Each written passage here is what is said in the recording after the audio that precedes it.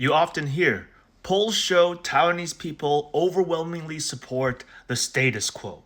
In the 2024 election, more than 60% of voters in Taiwan chose KMT or TPP. Both these parties were pro engagement with China. They wanted to talk to China in a non adversarial way. But how come the DPP won? Because KMT and TPP were squabbling over who would be vice, who would be president. KMT was like, the polls show I'm a little bit more popular. TPP was like, no, the polls show I'm a bit better. My dad can beat up your dad. They couldn't get it together. If they did the coalition like they planned, they would have won for sure. And now Dr. Mayor Ko is potentially facing 17 years in jail. The Guardian actually did a pretty fair article on it. But back to the original topic. What is the status quo in China? I contend that the status quo in China has always been a pendulum swinging from more pro-China to more pro-America. Taiwan has always had to play both sides for its survival. The DPP was really the first to really break the status quo. They changed our education, started to say we're not Chinese. They denied the 1992 consensus that created a lot of benefits between Taiwan and China. So they broke the status quo. And when the DPP changed the education, the KMT didn't do much.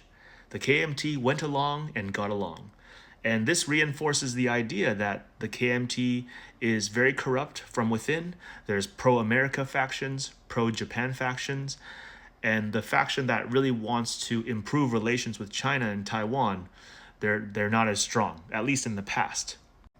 A lot of people in China don't like KMT. Very bad history. When the Taiwanese say status quo, we say 维持现状, which kind of means just keep things as they are now. There's kind of a meaning between people it's kind of like saying just don't mess things up anymore. Don't rock the boat. Life in Taiwan is already hard enough. The birth rate is very low for a reason. Most people can't afford to have kids. How about some sidewalks? Taiwanese know that we have spent billions of dollars on military equipment, billions of taxpayer dollars, and many Taiwanese know that it has not been delivered. A lot of it has not been delivered. And most Taiwanese will still smile and go along.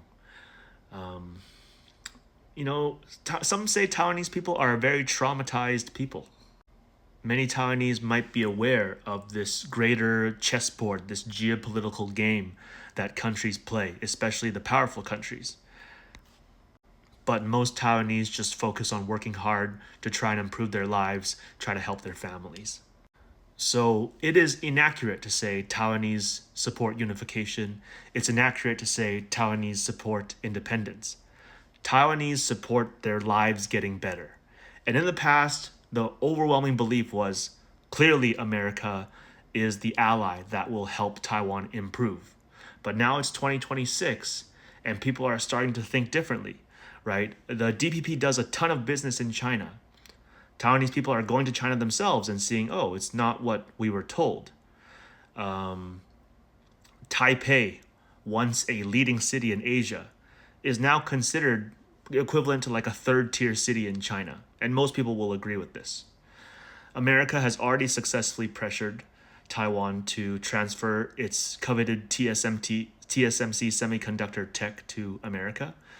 And so once the semiconductors are not only being produced in Taiwan and they're being produced in America, the American empire is going to put lower value on protecting Taiwan. I can confidently say Taiwanese are looking for the best path forward, the path that will give the highest quality of living. And it's looking like China is the one that can potentially upgrade Taiwan's quality of life to much higher. Again, lots of Taiwanese are going to China and seeing things for themselves. The dam is breaking. The influencers, like I mentioned before, they go to China, they come back, they get attacked, but it makes people curious. You can't hide the truth forever. 3 things can't be hidden, the Buddha says: the sun, the moon, and the truth. Can't be hidden for long. And after all, Taiwanese people, they enjoy a lot of benefits from their compatriot pass that China gives them. The people that want to live in China, they say, "Oh, it's so hard to get permanent residency in China." And Taiwanese people who for a long time poo-pooed China, now they're starting to say, "Wow, this compatriot pass is not bad. 不错,不错."